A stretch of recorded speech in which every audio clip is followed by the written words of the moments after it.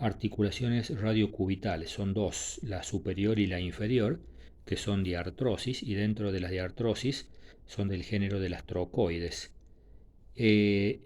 Acá estamos viendo la articulación radiocubital superior, donde las superficies articulares son la cavidad sigmoidea menor del cúbito, que tiene la forma de un semicilindro, de unos 18 milímetros en sentido anteroposterior por unos 10 milímetros en sentido vertical. La otra superficie articular es esta carilla cilíndrica que está alrededor de la cabeza del radio, que es más alta por dentro, donde llega a los 6 milímetros, que por fuera, donde tiene unos 2 a 4 milímetros. Ambas superficies articulares están tapizadas por un cartílago articular o cartílago hialino. Los medios de unión van a ser una cápsula, que es la misma cápsula de la articulación del codo, tapizada por dentro por una sinovial, y hay dos ligamentos acá. El ligamento anular, que acá ha sido seccionado, ya vamos a ver este ligamento anular, y el ligamento cuadrado de Denusé. Este ligamento cuadrado de Denusé va desde el borde inferior de la cavidad sigmoidea menor del cúbito al cuello del radio, tiene unos 10 milímetros de longitud, es un ligamento resistente que limita los movimientos de supinación y pronación. Y otro ligamento, entonces el ligamento anular, que acá está seccionado. Aquí vemos al ligamento anular, cuyos extremos van anterior y posterior, van a los extremos de la cavidad sigmoidea menor del cúbito. Tiene un borde superior, un borde inferior que es más estrecho, evitando que la cabeza del radio se deslice hacia abajo. Su cara interna mira al radio, su cara externa está en relación con el músculo braquial anterior y con el supinador corto. Atrás, también este ligamento anular entra en relación con el músculo anconio. Está formado por fibras propias, de tejido fibroso, y por fibras, podemos llamar extrínsecas, que son fibras de los fascículos anterior y medio del ligamento lateral externo de la articulación del codo. La sinovial, que tapiza el interior de la cápsula de la articulación del codo, envía una prolongación a la articulación radiocubital superior, y esta prolongación forma por debajo de la cavidad sigmoidea menor del cúbito un fondo neto de saco. Esta articulación radiocubital superior tiene relación por delante con el músculo braquial anterior y con el supinador corto, y con músculos de un plano más superficial, como son el supinador largo, el primer radial externo, el segundo radial externo, el extensor común de los dedos, el extensor propio del meñique, el cubital posterior y el anconio. Tiene relación también con el nervio radial, que a nivel de esta articulación da una rama superficial o cutánea y una rama profunda o posterior, que es la rama motora, que lo perfora el supinador corto y se va para inervar los músculos de la región posterior del antebrazo. Además, también tiene relaciones con la arteria recurrente radial anterior, rama de la radial, y con la recurrente radial posterior, rama de la interósea posterior, que se anatomozan con ramas de la arteria humeral profunda. La irrigación de esta articulación radiocubital superior la dan la arteria recurrente radial anterior y la recurrente cubital anterior, que van a irrigar la zona del cuello neto del radio y el ligamento anular, y por atrás reciben ramas de la recurrente radial posterior. La inervación sensitiva de esta articulación radiocubital superior está dada por ramas de la rama posterior del nervio radial cuando éste perfora el músculo supinador corto. La articulación radiocubital inferior también es una trocoide. Las superficies articulares ahora son la cavidad sigmoidea, la tiene el radio, tiene unos 16 milímetros y de altura unos 6 milímetros, está tapizada por cartílago articular, y la otra superficie articular es la cabeza del cúbito, que tiene una carilla articular externa y una inferior. Todo esto es la cabeza, de esas dos carillas forman la cabeza del cúbito, y están tapizadas también por cartílago neto articular. Ambas carillas, la externa y la inferior, están separadas por una cresta. Los medios de unión de esta articulación son por la cara inferior el ligamento triangular, que se inserta, ¿no es cierto?, por su base en el borde inferior de la cavidad sigmoidea del radio y por su vértice en la ranura que separa la apófisis estiloides de la cabeza neto del cúbito.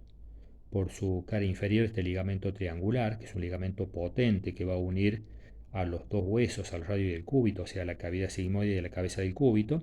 Por abajo está en relación con los dos huesos del carpo, mira hacia los dos huesos del carpo, que son el semilunar y el piramidal.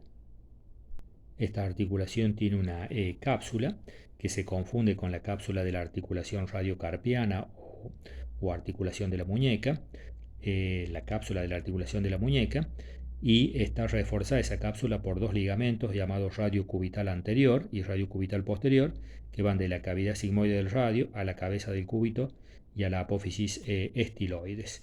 O sea que tenemos acá tres ligamentos, abajo el ligamento triangular y los radio cubital anterior y el radio cubital posterior. La sinovial de la articulación radiocubital inferior se caracteriza por su extensión y por su laxitud debido a los movimientos que realiza la cabeza del cúbito en la cavidad neto-sigmoide y tiene una prolongación en forma de fondo de saco por, hacia arriba, hacia el espacio interóseo.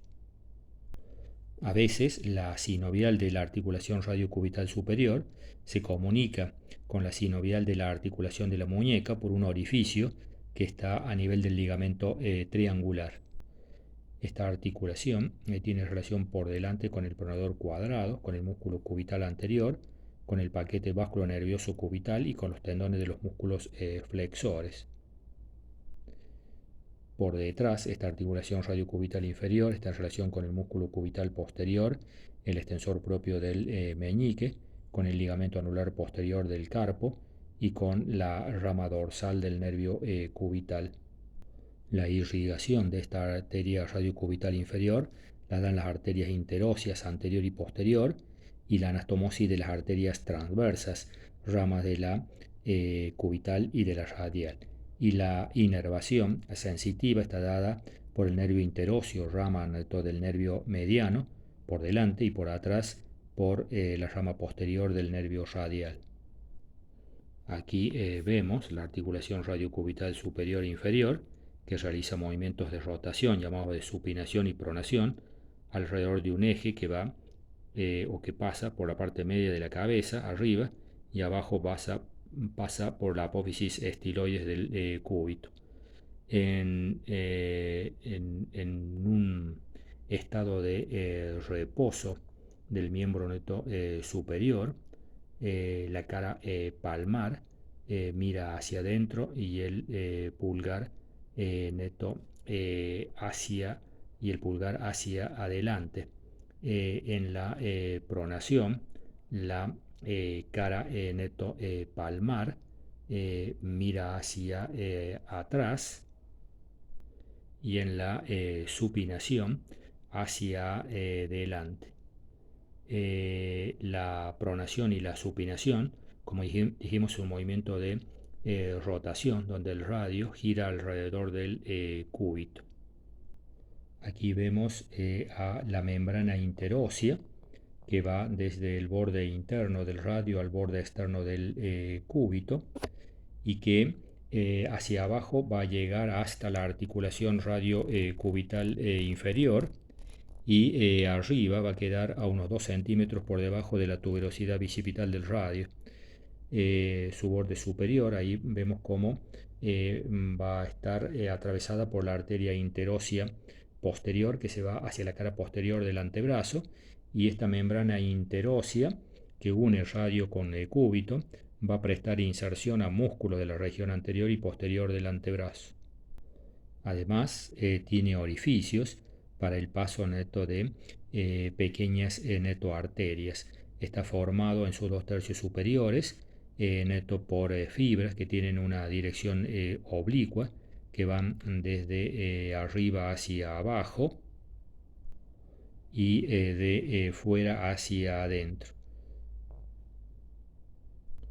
En el tercio inferior, la membrana interósea está formada también por fibras oblicuas, pero que van de abajo hacia arriba, desde el radio al cúbito. Y hay también algunas fibras de dirección transversa. Aquí también vemos el ligamento de Weisbrach, que va desde la base de la apófisis coronoides del cúbito, se dirige hacia abajo y hacia afuera para insertarse en la cara anterior del radio, por debajo de la tuberosidad bicipital, y es un ligamento que antes se pensaba que limitaba los movimientos netos de supinación. Este ligamento de Weisbrach se considera como una dependencia del músculo flexor propio del neto del pulgar.